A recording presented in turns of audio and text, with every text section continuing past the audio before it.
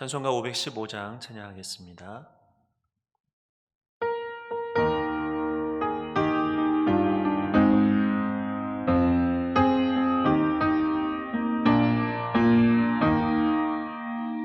눈을 들어 하늘 보라. 어지러운 세상 중에 곳곳마다 상한 영의 탄식 소리 들려온다. 빛을 잃은 많은 사람, 길을 잃고 헤매이며 당자처럼 기진하니 믿는 자여 어이할꼬. 눈을 들어 하늘 보라. 어두워진 세상 중에 외치는 자 많건만은 생명수는 말라서라.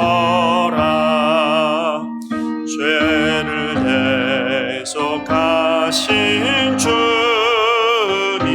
선한 일꾼 찾으시나. 대답할 리 어디 있나. 믿는 자여 어이할꼬. 눈을 들어 하늘 보라. 살아계신 주 하나님,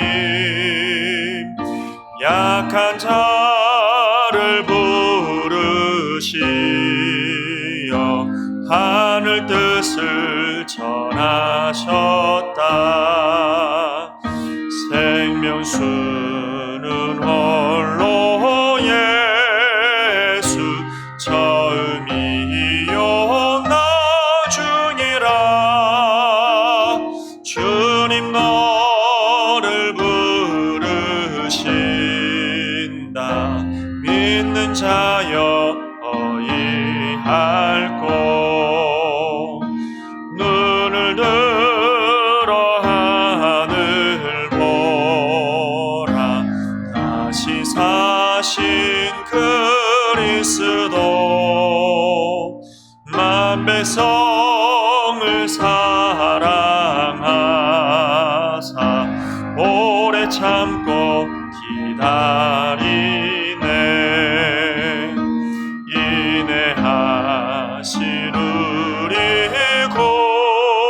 구주, 그의 심판하시는 날 곧 가까이 임하는데 믿는 자여 어이할꼬.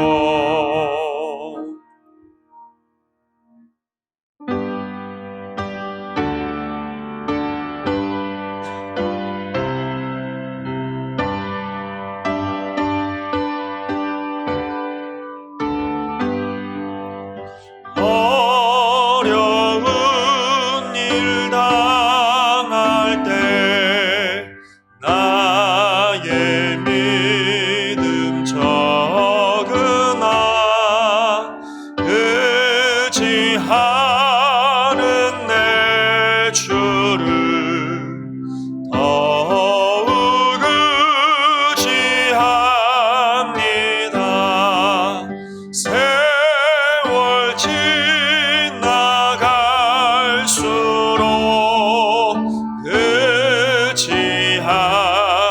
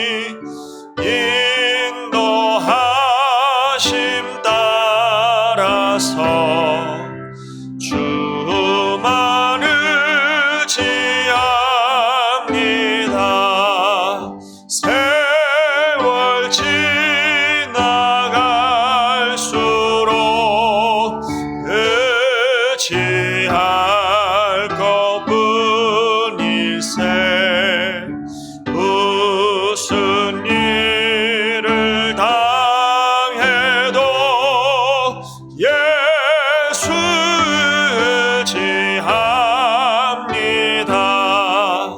밝을 때의 노래와 어두울 때의 기도로 위태할 때 도움을 주께 간구합니다. 세월 지나갈수록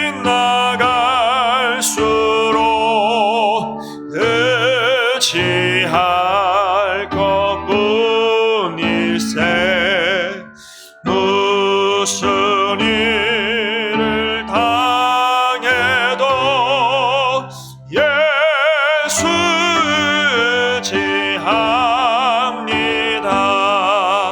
생명이 있을 동안에 예수 의지합니다.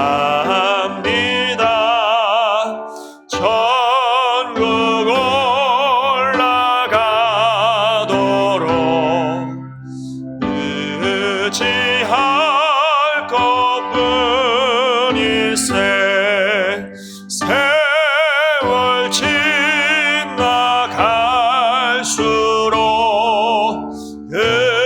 의지할 것뿐일세. 무슨 일을 당해도 예수 의지합니다.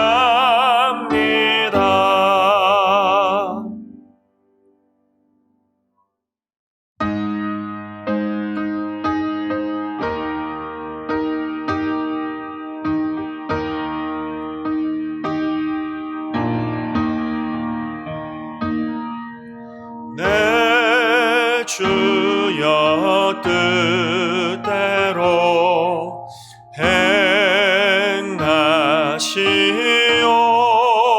행하시옵소서. 온 몸과 영혼을 다 주께 드리니 이 세상 고락한 주 인도하시고 날 주관하셔서 뜻대로 하소서. 내 주여 뜻대로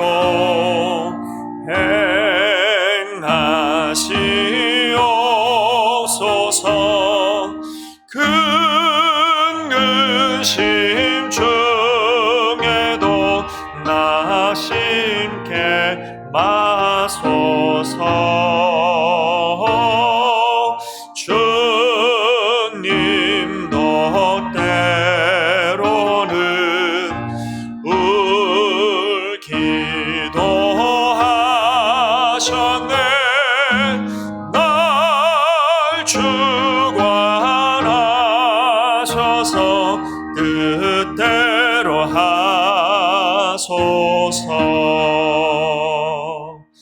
내 주여 뜻대로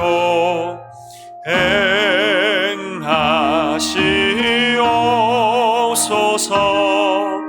내 모든 일들을 다 주께 맡기고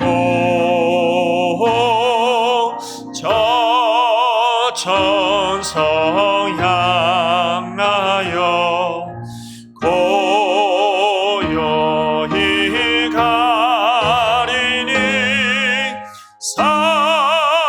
살든지 죽든지 뜻대로 하소서.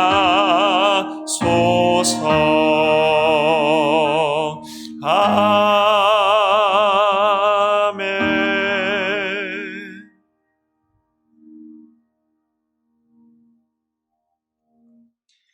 하나님 말씀 같이 보겠습니다. 요한계시록 4장 1절로 11절까지의 말씀입니다. 이 일 후에 내가 보니 하늘에 열린 문이 있는데 내가 들은 바 처음에 내게 말하던 나팔 소리 같은 그 음성이 이르되 이리로 올라오라. 이후에 마땅히 일어날 일들을 내가 내게 보이리라 하시더라.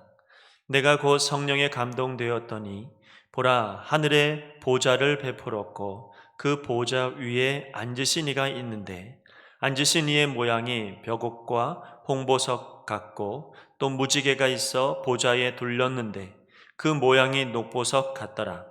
또 보좌에 둘려 24 보좌들이 있고 그 보좌들 위에 24 장로들이 흰옷을 입고 머리에 금관을 쓰고 앉았더라.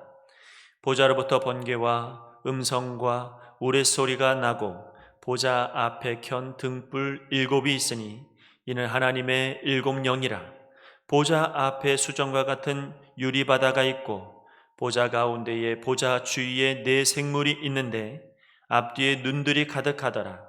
그 첫째 생물은 사자 같고 그 둘째 생물은 송아지 같고 그 셋째 생물은 얼굴이 사람 같고 그 넷째 생물은 날아가는 독수리 같은데 4 생물은 각각 6 날개를 가졌고 그 안과 주위에는 눈들이 가득하더라.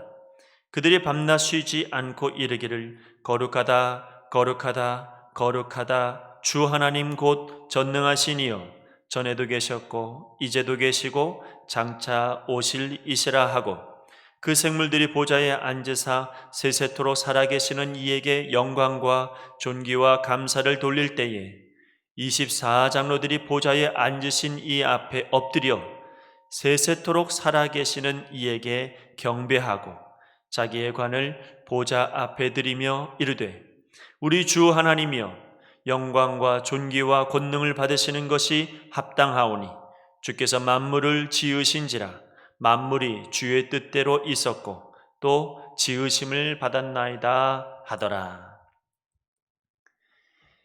4장부터는 드디어 사도 요한이 하나님께서 통치하시는 그 하늘로 올라가게 되고 그곳에서 환상으로 그곳에 일어나는 많은 일들을 바라보게 됩니다.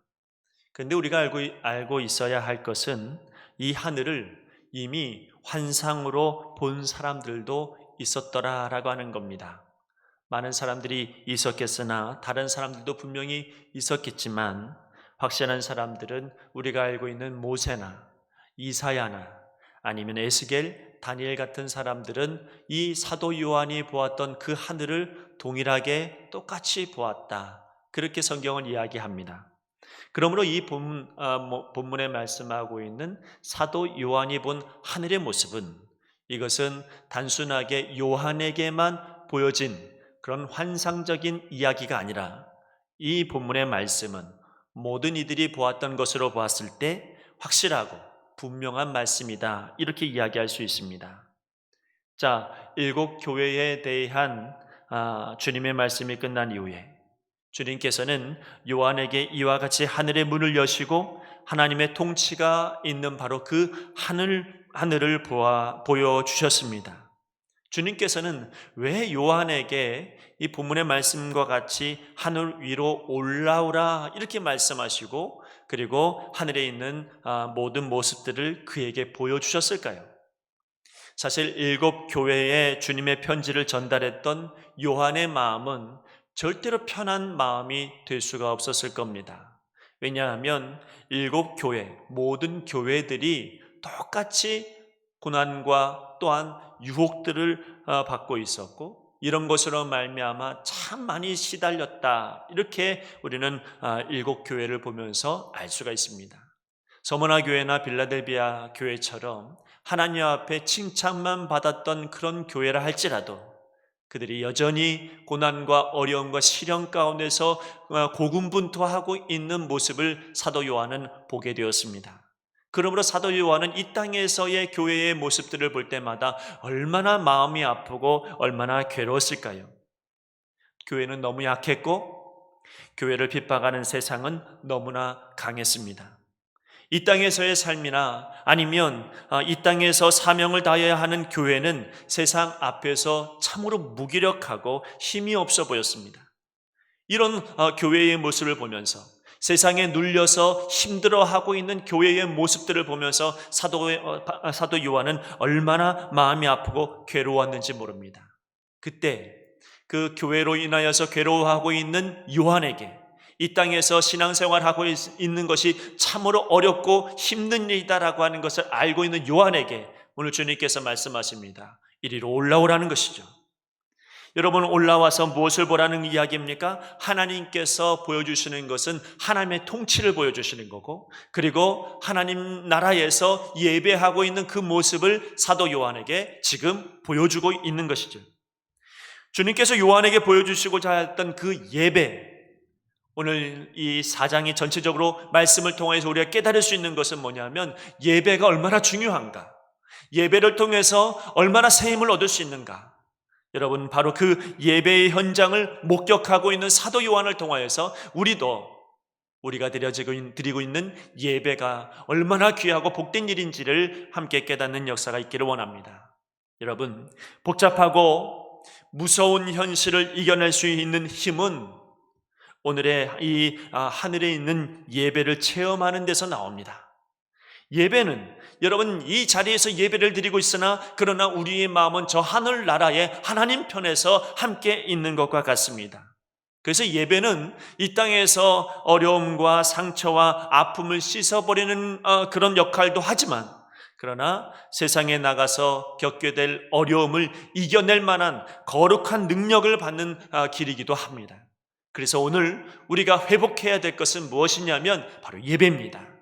하나님 나라에 들어가서 우리가 함께하는 그 예배를 통해서 우리가 세상 앞에 담대히 나아갈 수 있는 용기를 얻기를 간장 소망합니다.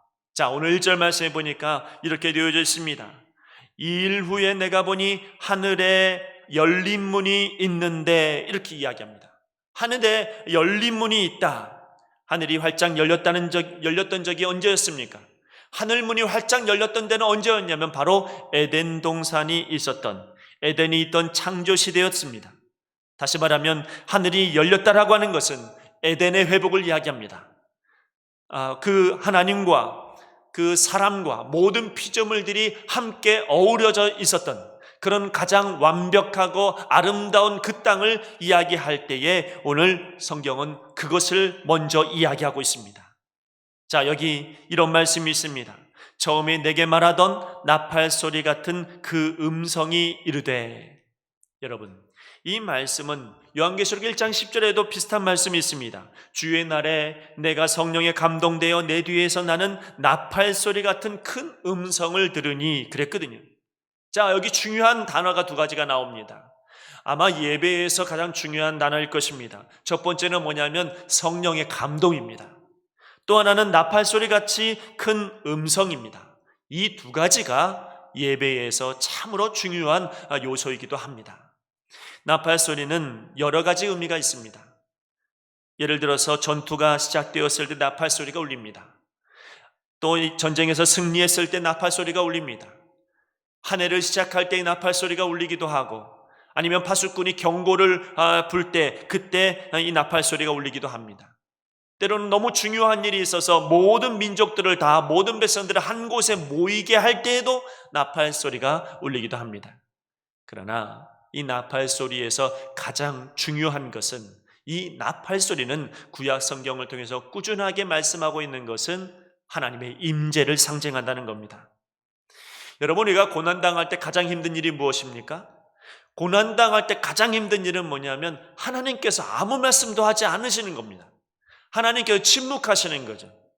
아니, 상황이 이렇게 되어졌으면 하나님께서 어떻게라도 우리에게 말씀해 주시면 참 좋겠는데, 하나님께서 침묵하시면 그때만큼 이 고난이 괴로울 때가 없습니다. 나팔소리는 그러한 가운데 우리에게 주시는 하나님의 음성입니다. 이 고난과 이 어려움 속에서 하나님께서 침묵하실 게 아니라 이제는 내가 너와 함께 하겠다라고 하는 하나님의 음성의 소리가 이 나팔소리입니다. 여러분, 요한은 참으로 어려운 가운데 있었습니다. 하나님 침묵하는 것 같았습니다. 사람들이 사자의 밥으로 끌려가고 그리고 때로는 많은 죽임을 당하고 있을 때에 그것을 보고 있는 사도 요한의 마음은 너무나도 괴로웠을 겁니다. 하나님 침묵하시는 것 같을 것, 또 하나님께서 너무나도 우리를 무시하고 우리를 아무것도 아닌 것처럼 그렇게 내버려 두시는 것은 아닌가라고 하는 이런 마음이 들 정도로 괴로웠을 겁니다. 그럼에도 불구하고 하나님께서 오늘 그를 이리로 올라오라 말씀하시면서 나팔소리로 말씀하십니다. 무슨 이야기입니까? 내가 함께하고 있다고, 내가 너희와 함께하고 있다라고 하는 이 분명한 말씀을 사도 요한에게 하고 있는 것이죠. 이리로 올라오라. 여러분, 주님께서 그를 초청하고 있습니다. 그를 부르고 있습니다. 예배라고 하는 것은 바로 이런 거죠. 주님께서 우리를 초청하는 겁니다. 우린 착각할 때가 많습니다. 내가 알아서 찾아가서 예배드린다고 생각합니다. 내가 원하는 시간에 예배드린다고 생각합니다. 내가 하나님 앞에 나아가서 예배드린다고 생각합니다. 그러나 그렇지 않습니다. 진짜 예배는 하나님께서 우리를 초청하는 것이죠. 하나님께서 우리를 부르시는 겁니다. 내가 알아서 예배드린다는 것은 좀 심하게 말하면 주님을 나의 도구로 여긴다는 겁니다. 그래서 진짜 예배는 주님께서 나를 부르시는 거예요. 거역할 수 없는 예배를 드리는 거, 이게 예배입니다. 그게 바로 주께서 원하시는 예배입니다. 나는 예배 드리고자 하는 마음이 없어도 주께서 나를 강권하에 붙들어서 예배의 자리로 인도해 주십니다. 이게 바로 하나님께서 원하시는 예배입니다. 예배는 내가 원해서 가는 것이 아니라 주께서 우리를 초청해 주시는 거죠. 자, 주님께서 예배에 초청하신 후에 말씀하시기를 이후에 마땅히 일어날 일들을 내가 내게 보이리라, 이렇게 말씀합니다. 마땅히 일어날 일들이란 무슨 이야기냐면 당연히 일어나는 일들을 말합니다. 마땅히 일어나야 될 일은 하나님께서 강권적으로 이제 일을 하시겠다는 이야기고, 하나님의 역사가 이루어지겠다는 이야기고, 하나님의 통치의 역사가 이루어지신다는 말씀입니다. 아무도 막을 수가 없습니다. 로마 황제도 막을 수가 없고 누구도 막을 수가 없습니다. 하나님께서 일하시고자 하신다면 그 누구도 방해할 수 없습니다. 왜 그렇습니까? 여러분, 온 우주가 그분의 통치 안에 있기 때문에 그렇습니다. 성령의 감동이 되어서 보니까 하늘에는 하나님의 보좌가 있었다고 말합니다. 2절 말씀을 보니까 내가 곧 성령에 감동되었더니 보라, 하늘의 보좌를 베풀었고 그 보좌 위에 앉으신 이가 있는데, 성령에 감동되어서 보니까 하늘에는 하나님의 보좌가 있었습니다. 예배의 초청을 받아서 주님의 말씀을 듣는데 성령의 감동이 되었습니다. 성령의 감동이 되니까 하나님의 음성을 듣는 일이 수월해집니다. 여러분, 예배가 이만큼 중요한 것이 두 가지가 있습니다. 하나는 뭐냐면 성령 감동되는 것, 또 하나 하나님의 나팔소리. 이 두 가지가 예배 안에 반드시 있어야 됩니다. 여러분, 이것을 요한복음 4장 24절 말씀에 뭐라고 이야기하냐면 하나님은 영이시니 예배하는 자가 영과 진리로 예배할지니라. 여러분, 하나님의 영이 임하셔야 됩니다. 성령 감동되어져야 됩니다. 그리고 진리의 말씀을 선포하는 나팔소리가 들려져야, 이게 진짜 여러분 예배라고 성경은 그렇게 이야기합니다. 어디에서든지 예배 드리려고 하면 바로 이런 마음으로 예배 드릴 때 성경은 참된 예배다, 이렇게 말합니다. 장소가 중요하지 아니하고 내가 어디서든지 영과 진리로 예배할 때에 그 예배가 하나님께서 받으시는 예배라고 말씀하고 계시는 거죠. 놀랍게도 여러분, 그러나 그럼에도 불구하고 장소가 중요한 이유 중에 하나가 바로 이것입니다. 여러분, 영과 진리로 예배를 드리는 것, 내 마음을 다하고 성령 감동되어져서 하나님 말씀을 듣는 것이 예배인데, 그런데 그러다가 보니 하나님의 성전에서 예배 드리는 것이 중요해지더라는 것이죠. 자, 요한이 성령에 감동되니 그가 보였습니다. 그에게 보였습니다. 하늘의 보좌를 베풀었고 그 보좌 위에 앉으신 이가 있다. 여기서 보좌는 하나님의 통치를 상징합니다. 하나님의 주권을 상징하고 하나님의 다스리심을 상징합니다. 요한계시록에서 이 보좌라고 하는 단어가 몇 번 나오냐면 무려 46번 나옵니다. 왜 그렇게 많이 나올까요? 요한계시록에 나오는 이 보좌를 끊임없이 46번이나 이야기한 이유는 그 당시에 황제가 보좌 안에 있고 황제가 다 주권하고 있는 것처럼 이야기하고 있으나, 그러나 사도 요한에게 하나님께서 말씀하시고자 하는 것은 이 땅의 모든 통치는 하나님 손에 있다라고 하는 것입니다. 하나님께서 역사하셔야 역사가 이루어진다는 이야기입니다. 하나님께서 영원 전부터 영원한 통치자로 우리 우주와 역사를 다루시고 계셨다라고 하는 그런 뜻이 여기에 포함되어 있습니다. 자, 3절 말씀에 다시 한번 보니까 그의 앉으신 모습, 하나님의 모습이 그대로 여러분 표현되어 있습니다. 어쩌면 사도 요한이 인간적으로 이야기했을 때 가장 인간적으로 완벽한 표현을 하고 있다, 이렇게 이야기할 수 있겠지요.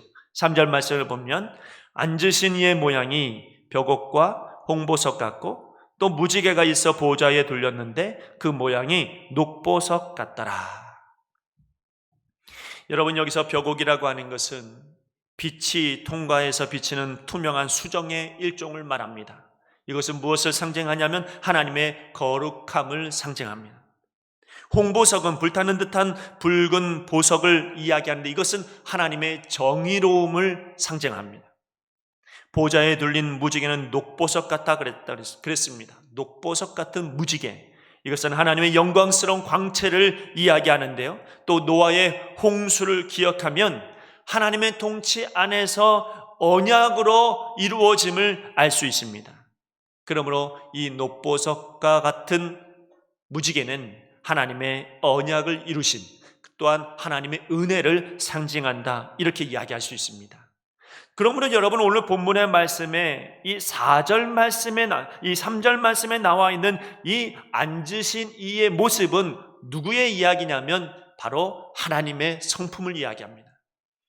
그러므로 여러분, 지금 이 요한은 내가 예배드리고 있는 예배의 대상자가 누구라고 이야기하고 있냐면 바로 정의롭고 의롭고 또한 거룩하시고 완벽하시고 은혜로우신 그런 언약을 이루시는 그 하나님을 내가 예배하고 있다라고 하는 것을 하늘에 올라가서 보고 있는 겁니다. 나는 지금 누구에게 예배드리고 있습니까? 나는 지금 누구를 향해 있습니까? 예배는 하나님께 몰입하고 하나님을 찬양하고 하나님만을 대상으로 하여서 영광 돌리는 것, 그것이 바로 예배라는 것입니다. 자, 그러니까 하나님의 통치가 있는 하늘은 과거 에덴 동산에서의 그 하나님의 나라를 보여준 것이고 반영한 것이고, 그 보좌에 앉아 계신 역사의 주관자이신 하나님을 보여주신 것은 예배의 참된 대상이 누구인지를 알라는 이야기입니다. 여러분, 이 땅에 어려움이 있고 괴로움이 있고 힘든 일들이 있을 때에 그것을 뛰어넘을 수 있는 것은 내가 예배드리는 것이다 라고 하는 것을 주님께서 알려주시는 거죠. 괴로워합니다. 어렵습니다. 왜 이 땅이 이 모양인지, 왜 이 땅의 정치가 이런지, 경제가 이런지 우리는 수없이 많이 불평하고 원망하고 그렇게 고민합니다. 그러나 오늘 하나님께서 우리에게 주시는 말씀은 이리로 올라오라는 것이죠. 올라와서 예배드리라는 것, 그 예배가 이 땅에 답이 없는 것을 풀어준다는 것입니다. 요한이 괴로운 땅의 삶에서 하나님은 회복하는 길을 하늘에서 보여주신 것이죠. 우리가 예배를 회복해야 되는 이유가 바로 여기에 있습니다. 우리가 예배의 감격을 회복해야 될 때, 예배의 감격을 회복하면 영적으로 다시 살아나기 시작한다는 것이죠. 자, 4절 말씀을 보겠습니다. 또 보좌에 둘려 24 보좌들이 있고 그 보좌들 위에 24 장로들이 흰옷을 입고 머리에 금관을 쓰고 앉았더라 그랬습니다. 24라고 하는 숫자는 상징적인 의미입니다. 이것은 과거 구약 시대의 백성들을 대표하는 12지파와 신약 시대의 백성들을 대표하는 12제자를 상징합니다. 그래서 결국 24 보좌에 앉은 24 장로들은 신구약의 모든 하나님의 백성들을 상징합니다.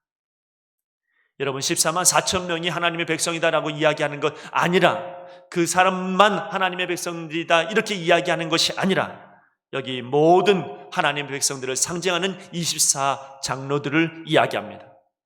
또 그래서 24 장로는 무엇을 상징하냐면 바로 교회 공동체를 상징하기도 합니다. 이들은 모두 흰옷을 입고 있었습니다.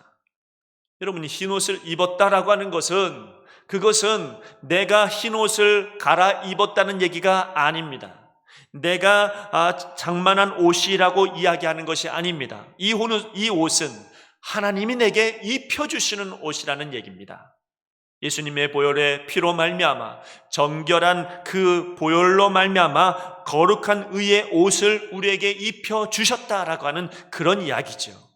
예수님을 믿는 자 그리고 주님을 의지하는 자 바로 그런 이들에게 하나님께서 거룩한 주의 보혈의 옷을 입혀주셨습니다. 또 여기 금관을 쓰고 앉았다 그랬습니다. 금관은 금면류관이죠. 면류관은 보통 승리의 상징 아닙니까? 그러므로 여러분 여기서 말하는 머리에 금관을 쓰고 앉았다라고 하는 건 뭐냐면 이 많은 믿음의 사람들이 이 땅에 살아가면서 믿음의 승리를 하고 끊임없이 영적 전쟁에서 승리해 가면서 하나님께 얻은 금면류관을 이야기합니다.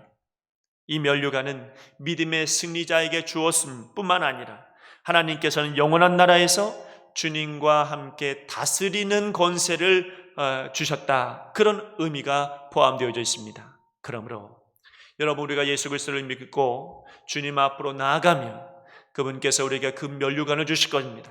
구원의 면류관입니다. 이 면류관은 그냥 단순한 면류관이 아니라 하나님 나라에 올라갔을 때 하나님과 주님과 더불어서 통치하는 권세를 우리에게 부어주신다는 것입니다. 자, 5절 말씀을 보겠습니다. 보좌로부터 번개와 음성과 우레소리가 나고 보좌 앞에 켠 등불 7이 있으니 이는 하나님의 7 영이라. 보좌로부터 번개와 음성과 우레소리가 났다 그랬습니다. 여러분 이것은 구약에서 하나님의 나타나심의 경우와 아주 흡사합니다. 하나님의 임재를 상징하는 거죠. 다시 말하면 하나님 앞에 예배드릴 때 하나님께서 이와 같이 우리에게 통치하시고 임재해 주심을 이야기합니다. 여기 또 7 영이 있습니다. 성전에서의 7 등잔이 중요한 것처럼 하나님의 마지막 때에 대한 하나님의 눈, 하나님의 의지라 이야기할 수 있고 하나님의 감찰하심이라고 이야기할 수 있고 하나님의 충만하심이라고 이야기할 수 있습니다. 자, 우리가 하나님 앞에 예배드리는 거, 그 예배드리는 것은 단순하게 우리가 앉아있는 것이 예배가 아닙니다. 우리는 그 자리에 앉아있고 하나님 앞에 찬양하고 예배드림으로 말미암아 하나님께서는 그 안에 성령 충만한 은혜를 우리에게 부어주시는 것입니다. 그러므로 요한은 지금 24장로들이 하나님을 예배하는 광경을 보고 있습니다. 7 등불은 성령의 충만함을 상징하고 있기 때문에 지금 이 요한이 보고 있는 하늘의 그 광경은 정말로 하나님 앞에 성령 충만한 그런 모습의 그런 예배를 보고 있는 겁니다. 얼마나 거룩할까요? 얼마나 대단할까요? 얼마나 하나님 앞에 몰입되어서 예배드릴까요? 우리는 그 예배를 회복해야 합니다. 예배는 하나님께 몰입하는 겁니다. 우리는 많은 예배를 드리고 있습니다. 어떤 학자가 이야기하더라고. 전 세계에서 일주일 동안 예배가 제일 많은 나라가 우리나라라고 합니다. 새벽 예배도 드리고 수요 예배도 드리고 금요철야 예배도 드리고 그것뿐만 아니라 구역 예배도 드리고 어디든지 예배 계속 예배를 드리는 곳, 그것이 바로 한국교회라고 이야기합니다. 근데 여러분 정말 중요한 것은 그 예배 안에 얼마나 우리가 하나님 앞에 몰입해서 예배를 드리고 있는가, 이것이 너무나 중요합니다. 예배의 횟수가 중요한 게 아닙니다. 예배가 많으면 많을수록 너무 좋지만은 그 많은 것 가운데서 얼마나 많이 하나님 앞에 몰입해서 예배를 드리고 있는가, 여러분 이것이 너무너무 중요하다는 이야기입니다. 하나님께 집중할 수 없는 일들이 얼마나 많아요. 예배를 드리면서 사람을 보게도 되고 예배를 드리면서 여러분 또 평가도 하고 판단도 하고 비교도 하고 얼마나 여러분 하나님 앞에 집중하지 못하게 하고 몰입하지 못하게 하는 일들이 얼마나 많이 있습니까? 여러분 특별히 앞에서 또 인도하는, 또 설교뿐만 아니라 성가대나 또 앞에서 일하는 많은 하나님의 사람들, 하나님의 일꾼들, 그들이 오히려 더 하나님 앞에 집중하지 못할 때도 있습니다. 여러분 몰입하게 되지 못하는 일들이 얼마나 많은지 모릅니다. 그것이 회복되어야, 그래야 이 땅에서의 새 힘을 얻게 되어지고 용기도 얻게 되어지고 여러분 그리스도인답게 살아갈 수도 있는 것입니다. 여러분 성전 안에서 예배당 안에서도 집중하기가 이렇게 어려운데 가정에서는 더 예배드리기 어려울 것이에요. 그러므로 여러분, 우리는 하루속히 이 예배당에서 함께 예배드리기를 고대하고 기도하고 기대해야 합니다. 자, 계속해서 요한은 그 하늘의 예배 모습을 설명합니다. 6절 말씀에 보니까 보좌 앞에 수정과 같은 유리바다가 있고 그랬습니다. 수정과 같은 유리바다가 있다. 에스겔은 이 모습을 보고 수정과 같은 궁창이다 이렇게 설명했고요. 여러분, 여기서 궁창이나 바다는 모두 하나님의 거룩하심을 뜻합니다. 홍해바다를 건넜던 모세가 여러분 그 바다를 보고 하늘의 바다와 같다 이렇게 설명도 했습니다. 여러분, 이 바다, 이 유리바다 모두 정결함을 이야기하고 거룩함을 이야기합니다. 이 말은 무슨 말이냐면 이처럼 진정한 예배자의 조건은 진실한 거룩함이라는 겁니다. 진실한 회개가 있어야 예배를 온전히 드릴 수 있다 이렇게 설명하고 있는 겁니다. 공항에서 비행기를 탈 때 금속 탐지기에 걸리는 물건은 다 버리고 가야 되죠. 똑같습니다. 거룩하신 하나님 앞에 갈 때 우리 안에 있는 모든 은밀한 죄를 버려야 됩니다. 예수님 뭐라고 말씀하십니까? 여러분, 예배드리기 전에 조금이라도, 아주 작은 것이라도 이웃과의 관계에서 어려움이 있으면 그거 해결하고라고 말씀하고 계십니다. 왜 그럴까요? 여러분, 하나님 앞에 가는 것은 유리바다를 건너는 것과 같습니다. 깨끗하고 정결하지 아니하면 하나님 앞에 온전한 예배를 드릴 수 없다는 이야기입니다. 참된 회개가 없는 예배를 하나님은 받으시지 않는다는 이야기입니다. 여러분, 기억하셔야 되는 것은 예배는 우리가 드렸다고 끝나지 않습니다. 예배는 하나님이 받으셔야 끝나는 거죠. 내가 아무리 드렸다고, 내가 아무리 잘했다고 이렇게 이야기해도 하나님이 받지 아니하시면 그건 예배가 아니죠. 하나님이 받으셔야 그게 예배입니다. 자, 이어서 6절부터 8절까지의 말씀을 이어서 보면 거기 네 생물이 등장합니다. 7절 말씀을 보면 그 첫째 생물은 사자 같고 그 둘째 생물은 송아지 같고 그 셋째 생물은 얼굴이 사람 같고 그 넷째 생물은 날아가는 독수리 같은데 이렇게 말합니다. 여러분, 여기서 말하고 있는 이 네 생물, 이것은 우리가 간혹 착각해서 에스겔에서 나오는 그 네 생물이라고 이야기할 때가 있으나 그러나 여기서 말하는 그 네 생물은 그 똑같은 네 생물을 말하지 않습니다. 이사야가 보았던 그 스랍과도 다른 존재를 말합니다. 자, 여기 이 네 생물이 어떤 존재인가? 사자는 여러 가지 의견들이 있고 여러 가지 말들이 있으나 그러나 많은 이들이 이야기하고 이 네 생물에 대한 그런 어떤 상징적인 모습은 뭐냐면 이것은 바로 피조물의 대표성을 말합니다. 사자는 가장 강한 짐승을 말합니다. 송아지는 우리에게 여러 가지 섬기고 또 수고하는, 그러니까 이 소는 가장 소중한 짐승을 대표합니다. 사람은 만물의 영장입니다. 모든 것을 다스릴 수 있습니다. 독수리는 날아가는 짐승 중에 가장 위압적인 짐승입니다. 초월적입니다. 이 각 분야에서 가장 탁월한 피조물들, 이 탁월성은 하나님의 영광을 드러냅니다. 자, 이 네 생물이 보좌 주변에 있다는 것은 에덴 동산에서의 피조물과 하나님과의 관계를 설명하고 있는 것입니다. 자, 마지막 때는 하나님과의 아름다운 관계, 하나님과 피조물들이 온통 함께 어우러져 있는 그런 예배의 관계를 예수님께서 지금 요한을 통해서 말씀하고 있는 것입니다. 여러분, 이 본문의 말씀에서 보니까 이들은 앞뒤에 눈들이 가득합니다.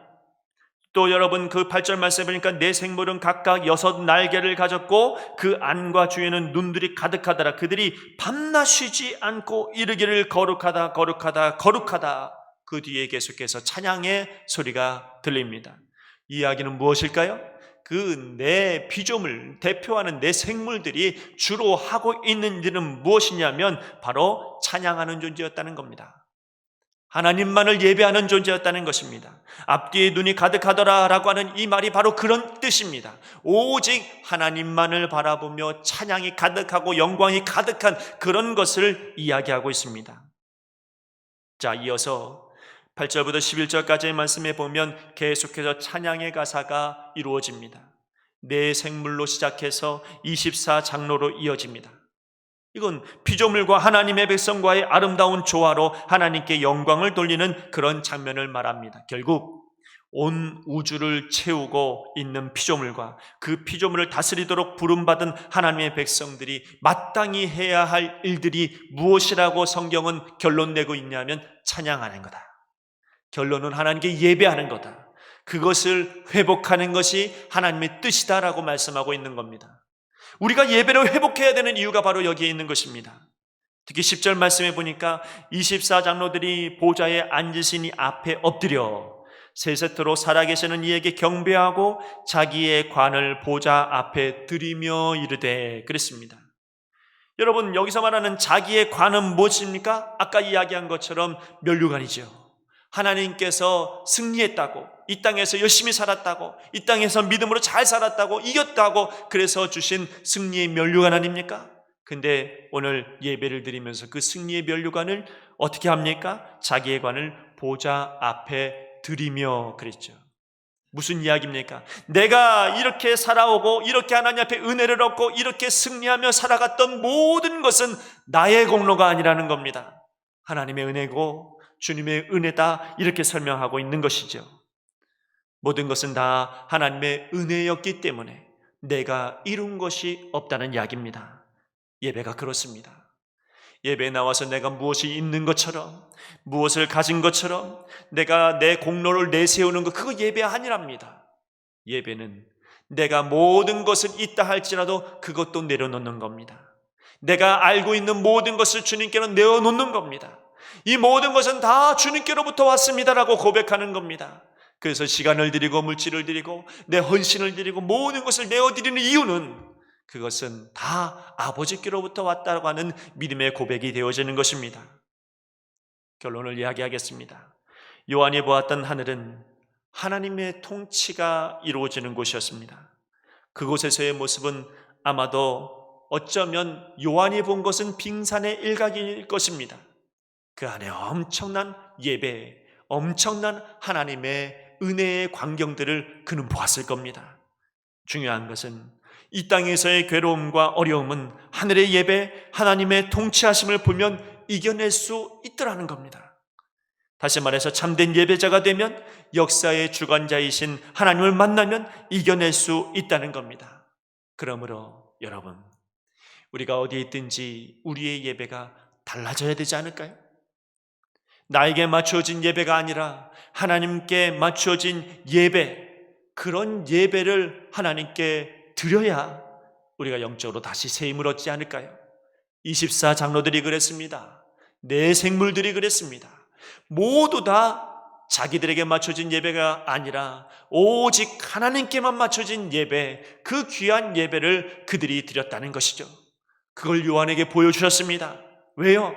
요한의 마음을 더욱더 강하고 담대하게 하시려고, 그리고 이 땅에 있는 모든 교회들에게 새 힘을 주시려고, 우리 하나님께서, 우리 주님께서 선택하신 딱 하나의 방법은 그것은 뭐냐면 예배입니다. 그 예배를 회복하고 그 예배 안에 계신 예수님 하나님을 온전히 바라보라고 하시는 주님의 메시지가 오늘 이 요한계시록 4장 천상의 예배 안에 있습니다. 이 말씀을 기억하시고 우리가 예배를 회복하여 오늘도 우리가 믿음으로 살아가는 우리 모두가 되기를 간절히 바랍니다. 기도하겠습니다. 하나님, 우리가 살아가면서 이 땅의 문제들을 볼 때마다 답답하고 때로는 힘이 들고 때로는 고난 중에 교회를 걱정하고 염려할 때가 너무나도 많이 있습니다.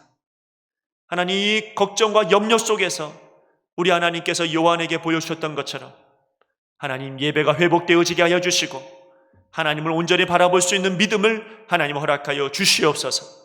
주님께서 보여주시는 이 예배의 모습이 곧 우리의 삶의 예배가 되게 하여 주시고, 그래서 이 땅에서 또 힘을 얻어 이겨내고 또 믿음의 면류관을 얻을 수 있도록 축복하여 주시옵소서.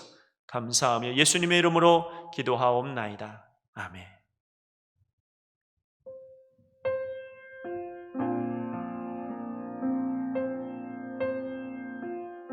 오늘 말씀을 기억하면서 영과 진리로 예배하는 하나님의 사람의 모습이 우리 안에 있기를 원합니다. 내가 있는 그 자리에서 우리 하나님을 찬양합니다.